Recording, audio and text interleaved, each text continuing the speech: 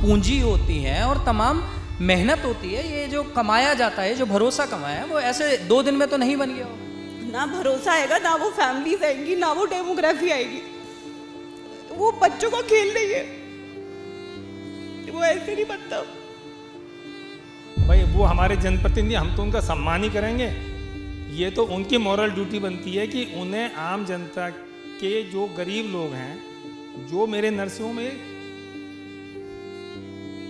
आप देखिए सर, सारा स्टाफ है, ये जो मेरे स्टाफ है, तो हमारी जनप्रतिनिधि से ये विनती है, वो आए या ना आए, कम से कम इनकी व्यवस्था जरूर कराएं। डॉक्टर साहब को गरीबों का मसीहा कहते हैं। यहाँ पे आप पब्लिक से जान पूछ के देखो, गरीबों का मसीहा, ये पैसे के पीछे कभी नहीं है। कभी मैंने देखा है, मैं आया यहाँ पे तो किसी पे पैसे नहीं है, डॉक्टर साहब ने कहा कोई बात नहीं, आप दवाई ले जाओ। और डॉक्टर साहब का कहना है कि केवल मेरा नर्सिंग होम रनिंग में चलता रहे, मुझे पैसे कोई हो नहीं है। पर या तो सब कुछ सही होगा या सब कुछ बंद होगा, ऐसे तो देश नहीं चलता। गवर्नमेंट से भी गलतियां होती हैं। 150 करोड़ की आबादी में अगर रेजिडेंशियल में आप छोटी छोटी दुकानें नहीं खोल पाएंगे, सबको मॉल में कन्वर्ट कर देंगे, तो क्या 150 करोड़ की हमारी हिंदुस्तान की जनता रह पाएगी? अगर इस टाइम पे कोई हमारे साथ ना खड़ा हुआ होगा तो वोट हम दे क्या करेंगे फिर? किसी को अगर वोट भी दे रहे हैं, वो कम से कम ऐसे टाइम पे तो खड़ा होना चाहिए था। इस वक्त सबसे भरोसा उड़ रहा, क्या करेंगे हम गरीब आदमी? हम तो यहाँ रोजगार के लिए आए, हमारे पेट पालन कर रहे हैं यहाँ, अब ये भी छिन गया, अब कहाँ जाएं? संज्ञान में आता कि ये 44 बिल्डिंग में हमारा भी नाम है, हम तो संतुष्ट बैठे कि हम तो कागज जमा कर चुके हैं। अगर हमें कुछ गलत करना होता तो जब हमारे पास आया था हम बंद कर देते या हम पैसों की बात ही ना करते। As a doctor we are a responsible citizen. कि आज दिल टूट रहा है, लुटे हुए महसूस होने, मतलब कुछ नहीं कह सकते, हमारे पास शब्द ही नहीं है उस चीज़ के कहने के लिए। हम तो लुटे हुए बिल्कुल, मतलब हमारे पास कुछ नहीं है कहने के लिए। 50 से 60 लोग यहाँ इसमें अस्पताल में काम करते थे, सब बेरोजगार हो गए हैं, सब इंतजार में बैठे हैं, सब अपना ही काम करते थे। तो अभी हम उस शख्सियत से आपको मिलवाना चाह रहे हैं जो इस इलाके में बड़ी फेमस हैं और जिनके आज इस जद में आने से, इस पे सीलिंग होने से, जिनका वास्तव में जनता को भी दुख है। सर, सबसे पहले आपका परिचय और लोगों को बताइए कि आज लोग आपको क्यों मतलब याद कर रहे हैं और क्या वो वजह रही हैं, क्या ये कमाया आज आपने, सबसे मेन चीज़। मैं डॉक्टर अशोक गर्ग हूँ, इस इलाके में 1983 से प्रैक्टिस में हूँ। ये नर्सिंग होम जो कि सील किया गया है, ये मेरा 1998 से चल रहा है और 1998 से ही इस नर्सिंग होम को इलेक्ट्रिसिटी डिपार्टमेंट ने कॉमर्शियल मीटर दे रखा है, कॉमर्शियल बिजली इस्तेमाल हो रही है। नगर पालिका ने हाउस टैक्स कॉमर्शियल लेती है और नगर पालिका का लाइसेंस पिछले 16-17 साल से, जब से शुरू किया था, हर साल नर्सिंग होम का नगर पालिका का लाइसेंस दे रहे हैं। सीएमओ साहब रेगुलर इसका सीएमओ का लाइसेंस देते हैं। मेरे पास फायर डिपार्टमेंट की कंप्लीट एनओसी है, फायर वालों का नो ऑब्जेक्शन सर्टिफिकेट है। मेरे पास पोल्यूशन वालों का एसटीपी लगी हुई है, उनका नो ऑब्जेक्शन सर्टिफिकेट है।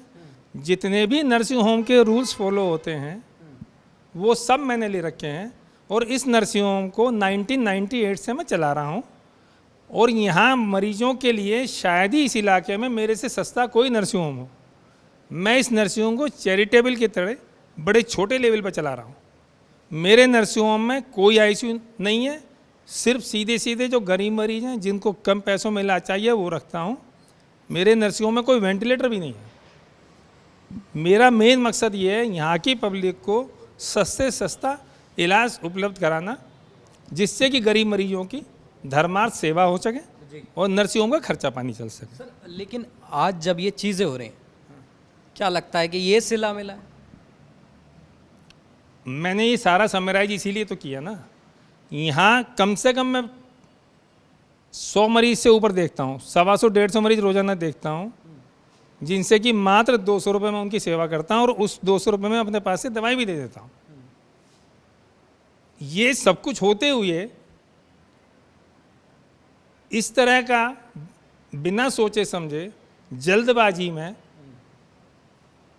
एटलीस्ट जो भी हमारी अथॉरिटीज़ हैं उन्हें निर्णय देने से पहले, उन्हें डिसीजन लेने से पहले कम से कम जनता का सबका ध्यान रखना बड़ा ज़रूरी है। सर जनप्रतिनिधि इसीलिए आपने चुना होता है, वो यहाँ से चुनकर जाते हैं, आपने देखा था। और यहाँ के तो जनप्रतिनिधि का नाम जो है वो शायद देश ही नहीं है, हमारी पूरी दुनिया लेती है। और उनका नाम नहीं जानते हो, पर वो ये जानते हैं कि वो मर्यादा पुरुषोत्तम राम की भूमिका निभा चुके हैं और लोग उनको जानते हैं। अब जब राम राज्य की बात पूरे दुनिया में हो रही है, पूरे देश में हो रही है, उस टाइम मेरठ के साथ ऐसा। आप देखो जी, जनप्रतिनिधि के बारे में तो क्या कहें, सब जानते हैं। अब वो क्यों नहीं आए ये भी सब जानते हैं। भाई वो हमारे जनप्रतिनिधि, हम तो उनका सम्मान ही करेंगे। ये तो उनकी मॉरल ड्यूटी बनती है कि उन्हें आम जनता के जो गरीब लोग हैं, जो मेरे नर्सिंगों में आप देखिए सर, सारा स्टाफ है, ये जो मेरा स्टाफ है, तो हमारी जनप्रतिनिधि से ये विनती है, वो आए या ना आए, कम से कम इनकी व्यवस्था जरूर कराएं। सबसे बड़ा, कोई निर्णय लेने से पहले भाई हम मुलजिम तो है नहीं। अगर एक आम आदमी के साथ ये व्यवहार है तो आगे हम क्या कहें, हर आदमी समझदार है। और बाकी क्षेत्र में आप मेरे बारे में मालूम कर सकते हैं। बिल्कुल भाई वो जो जनता आपको अभी हमने जिनसे रूबरू कराया, वो जनता जिस डॉक्टर की बात कर रही थी, ये वो डॉक्टर है। वो कहते हैं कि इनका भी, उनको ये दुख है कि इनका भी जो अस्पताल है, वो अस्पताल जिसे वो सरकारी अस्पताल से बढ़कर समझते हैं। आपको बता दें कि ये रिपीट करूंगा, जिसे वो सरकारी अस्पताल से बढ़कर समझते हैं, आज वो जद में है। ये नम आंखें, ये वही भरोसा जीत कर बैठी हैं, इसलिए आज नम है। ये वही स्टाफ है जो इनके भरोसे पर आज ये यहाँ पर उपस्थित हैं। भैया आपका परिचय की बात करें और सर की, अगर हम, अच्छाई तो किसी से नहीं छुपी रही, और ये जो चीज़ें रहीं सर, छोटी छोटी चीज़ों पर इसमें वो किया गया है कि फायर की आपकी एनओसी नहीं थी। ये क्या लगता है कि ये कहीं ना कहीं मतलब बरगलाया गया है जनता को, या जो जुमलेबाजियाँ कहता था विपक्ष वही हुई हैं? ये क्या निकल के आ रहा है? देखो, मैं डॉक्टर साहब से काफ़ी पिछले समय से 10 साल से भी ज़्यादा परिचित हूँ। डॉक्टर साहब को गरीबों का मसीहा कहते हैं। यहाँ पे आप पब्लिक से जान पूछ के देखो, गरीबों का मसीहा, ये पैसे के पीछे कभी नहीं है। कभी मैंने देखा है, मैं आया यहाँ पे तो किसी पे पैसे नहीं है, डॉक्टर साहब ने कहते कोई बात नहीं, आप दवाई ले जाओ। और डॉक्टर साहब का कहना है कि केवल मेरा नर्सिंग होम रनिंग में चलता रहे, मुझे पैसे कोई वो नहीं है। तो ये जो सरकार का या अब कोर्ट का है, इसको तो एक बार सोचना चाहिए इसके बारे ऐसे बड़ी चीज़ ये आ रही है डॉक्टर साहब, आपसे भी ये करूँगा कि ऐसे फैसले कोई नए नहीं है। पूरी दिल्ली देख चुके हम, राजधानी की हालत हुई, अब एनसीआर की ये हालत हो रही है। गाज़ियाबाद आया इसकी जद में, जहाँ पर लाठियाँ भांजी गईं, अब ये जगह आ रही हैं। तो सर मेन चीज़ क्या है कि क्या आगे जन की, जो जन जन की आवाज़ है या जनप्रतिनिधि हैं, वो ढीले पड़ रहे हैं, या पूर्ण बहुमत से जो सरकारें थी वो इसलिए चुनी गई थी? नहीं, मैं तो एक बड़ी, देखिए जनप्रतिनिधि तो अलग सब्जेक्ट है, मैं तो आम जनता हूँ, है ना बात को। मैं सिर्फ गवर्नमेंट से ये कहना चाहता हूँ कि गवर्नमेंट ने जो रेजिडेंशियल में कि आप कॉमर्शियल एक्टिविटी नहीं कर सकते, आप शॉप नहीं बना सकते। हमारा देश 150 करोड़ की आबादी का है। 150 करोड़ की आबादी में अगर रेजिडेंशियल में आप छोटी छोटी दुकानें नहीं खोल पाएंगे, सबको मॉल में कन्वर्ट कर देंगे, तो क्या 150 करोड़ की हमारी हिंदुस्तान की जनता रह पाएगी? बिल्कुल। और सबसे बड़ा सवाल कि सर कितने लोगों पे कितना डॉक्टर है, ये बहुत बड़ा सवाल आता है हमारे देश को। और मैं बता दूं कि ये डॉक्टर साहब से ज़्यादा अच्छा कोई नहीं जानता होगा, क्योंकि हमारे देश की आज ये विडंबना है कि हमारे यहाँ डॉक्टर पर्याप्त नहीं है और मरीज बढ़ रहे हैं। बड़ी से बड़ी चीज़ें, बड़ी से बड़ी परेशानियाँ आ गई, लेकिन आप लोग पीछे नहीं हटे। हमारे शासनगर कितनी आबादी होगी जी? कम से कम 3 लाख से ऊपर है जी। 1 लाख तो इस टाइम भुगत रहे हैं इस चीज़ को। मेरे शासनगर की आबादी 3 लाख से ऊपर है, और मैं नहीं समझता कि मैं अकेला डॉक्टर हूँ कि जो इनको सुबह से रात तक खांसी जुकाम बुखार की दवाई देने के लिए उपलब्ध हूँ। इतनी कमी है। मेरा ये बंद कर दिया। 3 लाख आबादी को जो फर्स्ट एड खांसी जुकाम बुखार की है, उसकी क्या व्यवस्था हो, ये मेरा सरकार से निवेदन है कि उसकी व्यवस्था करने की कृपा करें। अब बड़ी बीमारी तो छोड़ दो, ये छोटी बीमारी की ही व्यवस्था अगर सरकार कर दे, ये तो भी बहुत बड़ी बात है। 3 लाख से नहीं, अभी 3 लाख तो मिनिमम है। यहाँ तो पता नहीं सुबह से शाम तक, ये तो डॉक्टर साहब ने सिर्फ शास्त्री नगर की बताई है, और हमसे तो आसपास के गांव, दवाई नगर, जाकिर कॉलोनी, आसपास के बहुत ऐसे एरिए जुड़े हुए हैं जिनके अगर पब्लिक के अंदाज़ा लगाया जाए तो कम से कम 10 लाख से भी ऊपर बैठेगी। सबसे पहले आप लोगों से सवाल आया, डॉक्टर साहब से आप कब से जुड़े हुए हैं, और ये जो आपने चीज़ें देखी, जो ये हुई, कैसे अब महसूस हो रहा, ठगा महसूस हो रहा? 16-17 साल हो गए यहाँ काम करते करते। बहुत छोटे छोटे बच्चे आज जवान हो गए, आज कुछ कर पाते तो यहाँ रोजी रिजक है, सब ये छिन रहा है, क्या कर पाएंगे बताओ आप। सरकार से निवेदन है हमें भी कोई रोजगार दे या कुछ करे। सबने वोट दिए थे? हाँ सबने दिए थे जी, आई बारी देते हैं, आई बारी वोट देते हैं सब। लेकिन आप वोट के जो प्रतिनिधि उनसे चुन के लाए वो यहाँ पर दिखने, मन कर रहा वोट भी ना दे किसी को, सरकार भी ना, क्या करेंगे बेरोजगार स्टैम्प के लिए तो दी जाती हैं। अगर इस टाइम पे कोई हमारे साथ ना खड़ा हुआ होगा तो वोट हम दे क्या करेंगे फिर? किसी को अगर वोट भी दे रहे हैं वो कम से कम ऐसे टाइम पे तो खड़ा होना चाहिए साथ में। इस वक्त सबसे भरोसा उड़ रहा, क्या करेंगे हम गरीब आदमी। हम तो यहाँ रोजगार के लिए आए, हमारे पेट पालन कर रहे हैं यहाँ, अब ये भी छिन गया, अब कहाँ जाएं। यहाँ कई दिनों से ठाली बैठे हैं, बताओ क्या करेंगे अब। सरकार हमारे लिए क्या सुविधा कर रही है। मैं एक बात बोलना चाहता हूँ, पता नहीं गलत भी हो सकती, सही भी। मोदी जी ने एक बार कहा था कि जो एक पकौड़ी बेच रहा है सड़क पे वो भी एक व्यापार है, एक आदमी जो अपना ठेला लगा रहा है वो भी एक व्यापार है, उसका भी कारोबार। जो आदमी यहाँ सेंट्रल मार्केट में अपनी ज़मीन में बैठा है, अपनी ज़मीन खरीद के बैठा है, सारी एनओसी उसने ले रखी है, जीएसटी उसने ले रखा है, मेडिकल स्टोर वाले ने ड्रग लाइसेंस ले रखा है, हम चला रहे थे हमने सीएमओ का रजिस्ट्रेशन दे रखा है, नगर निगम हम कमर्शियल में दे रहे हैं, फायर की एनओसी हमने ले रखी है, नगर निगम का टैक्स हम कमर्शियल में दे रहे हैं, और पिछले 28 ईयर से दे रहे हैं। तो ये सब चीज़ें सरकार की नॉलेज में थी ना पहले से। सिर्फ हमारा यही कि जी रेजिडेंशियल में कमर्शियल एक्टिविटी चल रही है, तो 98 में जब हमें कमर्शियल मीटर दिया गया तब तभी मत देते, तो शुरुआत ही नहीं होती। तो आप जो एक सबसे बड़ा सवाल एक ये भी आता है कि चलिए नहीं है आप पे, आपको आधार बना लिया, तो उसमें गलती किसकी है? सरकार की है। हमें तो जब ये आया सुप्रीम कोर्ट का ऑर्डर कि भाई ये रेजिडेंशियल में कमर्शियल नहीं चलेंगे, तो आवास विकास ने 2 ऑप्शन दिए कि जी या तो बंद करिए या 38,000 रुपये मीटर के पैसे दे के इसे कमर्शियल में कन्वर्ट कराए। तो हम कमर्शियल की लाइन में लग गए जी, हम पैसे देने के लिए तैयार हैं, हमसे पैसे लीजिए, स्क्वायर मीटर 38,000 रुपये मीटर हमारा रेगुलराइज कर दीजिए।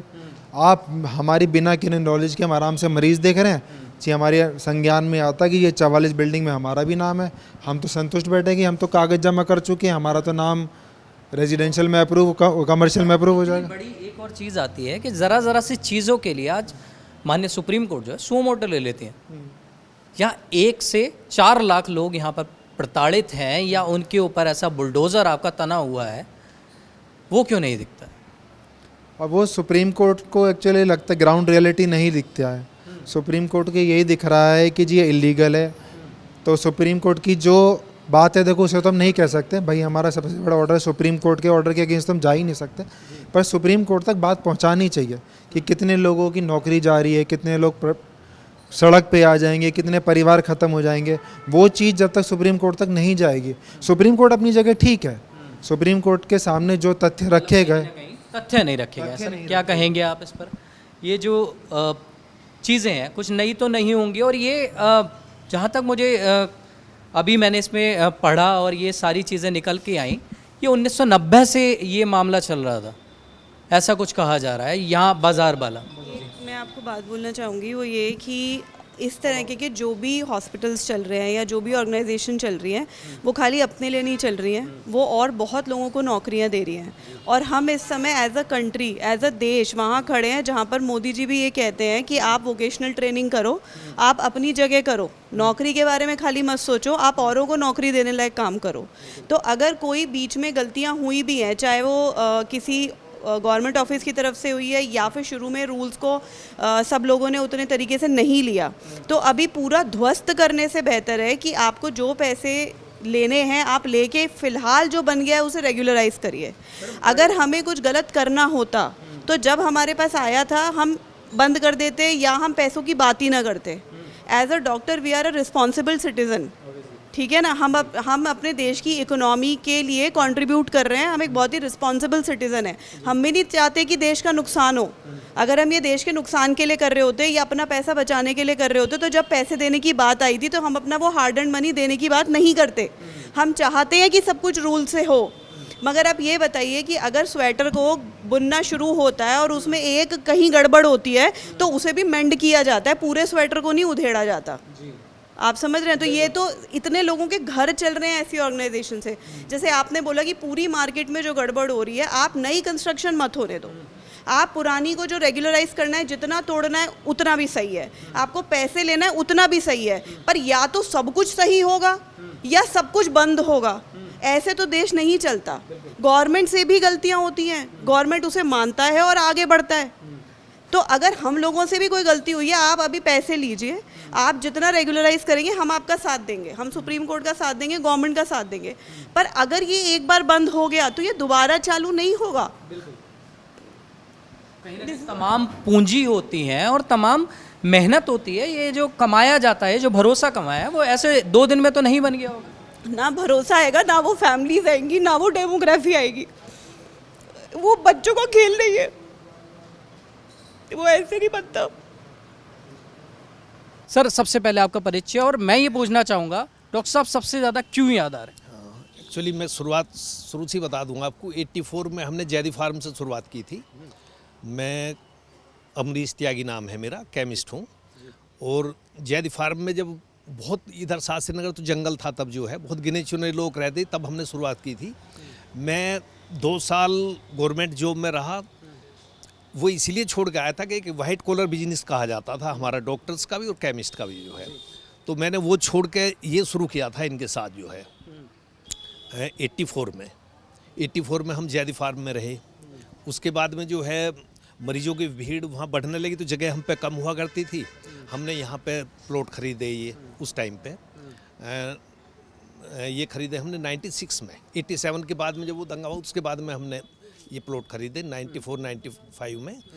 तो हमने यहाँ पे शुरुआत की थी कि वहाँ पेशेंट 10 में ज़्यादा आते थे और जगह कम पड़ जाती थी। तो तब से हम साथ ही हैं। यहाँ भी हमारा ये था कि पैसे किसी पे हैं या नहीं हैं, मतलब आप सर्वे करके देख लेना। कभी हमने ये नहीं कहा मेरे यहाँ आया कोई या इनके हॉस्पिटल में एडमिट हुआ, हमने दवाई को किसी को मना नहीं किया। हम 87 में जब जैदी फार्म में थे तब भी हमारा ये था, 1 घंटे के लिए कर्फ्यू खुलता था, हम लोगों को फ्री दवाइयाँ दे देते थे। ऐसी लोगों ने पैसे भी दिए हमें बाद में, ऐसा नहीं 4-4 महीने बाद भी हमें पैसे दिए लोगों ने उस टाइम पे। पर एक मानव सेवा, जी मानव सबसे बड़ी, जब अभी 1 लाख लोग आपके, अगर हम बता दें कि ये जो घर हैं जहाँ पर सीलिंग हो रही है वो यहाँ से चंद कदम दूर हैं, और ये डॉक्टर साहब का भी वहाँ पे अलाउंस में भी नाम आया, उन लोगों पे भी नाम आया कि उनको भी इस जद में ले लिया। डॉक्टर साहब का सबसे बड़ा ये कहा गया कि पैसे हो या ना हो, इलाज के लिए कोई एक भी लोग ये नहीं कह सकता कि उसकी जेब में पैसे नहीं थे या एडमिट था उस पर पैसे नहीं थे इसलिए उसकी छुट्टी नहीं हुई या इलाज नहीं हुआ। पैसे के बल पर किसी को मना नहीं किया गया। जिसने जो दे दिया वो पैसे ले लिए, जिस पर नहीं दिए चैरिटी ऐसी भेज दिया उसमें। तो एक नाम रहा है, उसका कष्ट होता है। हम 4 दिन पहले तक भी जो है हमें ये आश्वासन मिल रहा था कि जो है हमने कॉमर्शियल के लिए हमें 2 ऑप्शन दिए थे आवास विकास ने कि भाई या तो आप जो है ये बंद कर दो या फिर व्यवसाय करा लो। तो हमने दूसरा ऑप्शन चुना, अप्लाई कर दिया, उसमें हम पर रिसीविंग है। उसके बाद में हमें जो है हमारे पास लेटर आया कि आपके लिए वो एप्लीकेशन एक्सेप्ट कर ली गई है, तो आप आगे की प्रक्रिया हम पूरी कर रहे हैं। उसके बाद में तीसरा फिर जो उनकी एनओसी होता है एक आवास विकास का 1 महीने का, कि किसी की कोई ऑब्जेक्शन नहीं है, वो एनओसी लिस्ट हमें 2 दिन पहले क्लियर होगी। इन्होंने कह दिया कि अब आपको हम पैसे के लिए बता देंगे, ऑफिस गए हम जो है आप जमा कर देना उसके। तो हमने तो दूसरा ऑप्शन भी अपना लिया था। सर एक बड़ा सवाल आता है, ताउम्र जो आपने चीज़ें की, एक भलाई की चीज़ें भी गई हैं, और ऐसे ही कोई इतनी सारी जनता याद नहीं करती डॉक्टर साहब को या आप लोगों को, ठगा हुआ महसूस होता है कि लगता है कि आज दिल टूट रहा है? लुटे हुए महसूस होने, मतलब कुछ नहीं कह सकते, हमारे पास शब्द ही नहीं है उस चीज़ के कहने के लिए। हम तो लुटे हुए बिल्कुल, मतलब हमारे पास कुछ नहीं है कहने के लिए। ये लड़का मेरे पास 30 साल से है, छोटा सा था जो है, इसका परिवार भी मैं चलाता हूँ उसमें। इसे मैं कहाँ ले जाऊँगा अब जो है, क्या कह, इसे मैं हटा सकता हूँ क्या? मैं खाली बैठा हूँ तो ये भी खाली है, पर इसे मैं मना कर सकता हूँ क्या कि बताओ तुम जो है, जो परिवार मेरे से 30 साल से जुड़ा हुआ है उसे कैसे मना कर देंगे। यही हाल डॉक्टर साहब का है। उनके यहाँ 50 परिवार हैं जो अभी भी उन्होंने कह दिया कोई कहीं नहीं जाएगा, जैसा होगा देखा जाएगा, यहीं रहना है सबको जो है। तो कष्ट होता है, उसका क्या करेंगे, उसका समझ में नहीं आ रहा कुछ जो है। हम तो 1 लाख तो वो परिवार हैं जो यहाँ रहते हैं और वो करते हैं, उनके पास काम करने वाले जैसे आपके साथ में रहने वाले जिन्होंने भरोसा जीता है या आपने उनका भरोसा जीता है क्योंकि वो इतने लंबे टाइम तक आपके साथ है। भरोसे के आते इस टाइम हमारे यहाँ ये हाल होता था, जो यहाँ खड़ी होने की जगह नहीं मिलती थी। इतनी जगह स्पेस होने के बाद भी यहाँ गाड़ी और वो खड़ी करने पेशेंट्स का जी आज देख लो क्या मातम छा रहा है यहाँ पे इसका जो है। तो कहाँ की उस सेवा का हमें क्या, हम समझ से बाहर है जी, ये सब हम कुछ नहीं कह सकते। बड़ी बात ये आती है व्यापारियों की सरकार कही जाती थी। हाँ, व्यापारियों की सरकार कही जाती थी। हम भी इसी से जुड़े रहते थे अब तक जो है। हम तो लोग हमें तो बीजेपी के कट्टर समर्थक कहते थे, हर तरीके से सपोर्ट करते थे उसमें जो है। लेकिन आज वो प्रतिनिधि नदारद नजर आ रहे हैं। कोई नहीं आ रहा, कोई पूछने भी नहीं आया, कोई ये नहीं आगे खड़े ही हो जाते एक बार को जो है तुम्हारे साथ है, हिम्मत मत हारो। तो हम तो अपने आप को लूटा हुआ महसूस कर रहे हैं, क्या करेंगे। साथियों, अभी हम मौजूद हैं उन हॉस्पिटल्स में जो इस सीलिंग की जद में आ गए हैं। आपको बता दें कि हॉस्पिटल्स यहाँ पर इस एरिए में तमाम थे, यहाँ पर स्कूल्स भी थे, वो भी अब इससे नदारत नहीं रहे हैं, वो भी इसकी जद में आ गए हैं। सर, सबसे पहले आपका परिचय और अभी जो ये सरकारी जो प्रक्रिया हुई है इस पर आप क्या कहेंगे। भाई जो प्रक्रिया सरकारी हुई है, जो सुप्रीम कोर्ट का आदेश है वो तो मान्य है ही। भाई सुप्रीम कोर्ट के आदेश से यहाँ सीलिंग हो गई है, सील आपके सामने मौजूद है, सील लगी हुई है और उसके आगे हम यहाँ अपना इंतजार में बैठे हैं। भाई हो सकता है सरकार को कुछ हम पे राहत हो जाए या सीलिंग का कुछ ऐसा कोर्ट हमें आदेश कर दे भाई खुल जाए। ये सब कर्मचारी हैं, सब यहाँ साथी हैं, सब जो यहाँ काम करते थे सब वेट कर रहे हैं। सर, लगभग कितने परिवार इनसे यहाँ पर पनपते थे, अगर हम कहें फलते फूलते थे, और कितने मरीज यहाँ पर आते थे जिनका यहाँ सर उनका यहाँ से इलाज हो जाता था। 50 से 60 लोग यहाँ इसमें अस्पताल में काम करते थे, सब बेरोजगार हो गए हैं, सब इंतजार में बैठे हैं, सब अपना ही काम करते थे। तो अब यह है कि भाई मरीज तो काफ़ी आते थे, अब सब कोई रोजी रोटी सब खत्म हो गई है, सीलिंग हो गई, तो सब शांत बैठे हैं, अपना इंतजार कर रहे हैं। सुप्रीम कोर्ट ने कहा कि भाई आप इसका बायलॉज लाइए। बायलॉज ये है कि हॉस्पिटल यहाँ 300 वर्ग मीटर में बायलॉज होता है कि भाई जो सुप्रीम इसका बायलॉज आपका आवास विकास का कि 300 वर्ग मीटर प्लाट होना चाहिए, 350 वर्ग मीटर है और 12 वर्ग मीटर इसका फ्रंट होना चाहिए, वो यहाँ मौजूद है। 12 वर्ग मीटर इसकी फ्रंट रास्ता होना चाहिए, वो भी यहाँ मौजूद है। भाई हम तो उसके नॉर्म्स के अकॉर्डिंग आ रहे हैं और भाई यहाँ जो आपका जैसे हमारे यहाँ फायर की एनओसी हमें मिली, भाई हमें आपकी प्रदूषण की भी मिली हुई है, हमें वेस्टेज की भी एनओसी हमारे पास है। सारे नॉर्म्स पूरे करने के बावजूद भी, और जैसे अभी माननीय सुप्रीम कोर्ट ने कहा कि सेटबैक तोड़िए पहले, उसके बाद हम कुछ सोचेंगे। तो सेटबैक यहाँ 10 फीट होना चाहिए, हमने 16 फीट छोड़ रखा है। देखिए पूरा खुला है, 16 फुट सेटबैक भी छूटा हुआ है, उसके बाद भी कार्रवाई की जा रही, तो गलत है ना। भाई देखो, जिनके अभी 44 संपत्ति जो सील हुई हैं, उसके अलावा जो बाकी लोग बचे हैं वो भी अब दुखी हैं। भाई जैसे सामने सीलिंग नहीं हुई है, बेचारों ने अपनी दीवारें तो अपने शटर निकाल दीवारें लगा ली हैं, और बहुत सारे ऐसे साथी हैं जिन्होंने पहले ही अपना कारोबार बंद करके उसको घर में तमलील कर लिया, लेकिन उसके बाद भी उन पर कार्रवाई हो रही है, तो गलत चीज़ है ना। भाई जो आवास विकास ने उन्हें नोटिस दिया कि आप इसको कमर्शियल में जो एक्टिविटी है इसको बंद करके इसमें आवास बनाए, आवास रहें, उसके होने के बाद भी फिर भी आज की उसमें देखे सामने घर बना, लेकिन फिर भी कार्रवाई के लिए तैयार बैठे हैं। तो ये तो गलत हो रहा है, बहुत ही गलत हो रहा है। तो आप ये देखेंगे मेरे पीछे जिसकी बात हो रही है, ये वो मकान है जो आप देखेंगे कि कहीं ना कहीं जो आवास की बात हो रही है, ये वो आवास भी है यहाँ पर प्रेजेंट, और उनकी भी सेम हालत है। आप इस अस्पताल की बात देखेंगे तो ये भी जो पीछे जो घर टुटवाने के लिए कहा गया था, या 16 फीट का स्पेस इन्होंने खुद छोड़ा हुआ है, बावजूद इसके जो प्रक्रियाएं हैं वो इस रफ्तार से हैं कि दिन दुगनी रात चौगनी हो रही हैं, लेकिन जो सुनवाइयाँ हैं वो इस कदर है कि ना कानों पर जू रेंग रही है और ना कि कोई सुध यहाँ पर लेने को आ रहा है। आपकी क्या है इस पर है, हमें कमेंट करके ज़रूर बताएं। कैमरामैन सुमित के साथ नवदीप शर्मा की रिपोर्ट, मेरठ। आप देख रहे हैं नेटरिक न्यूज, साहस सच कहने का।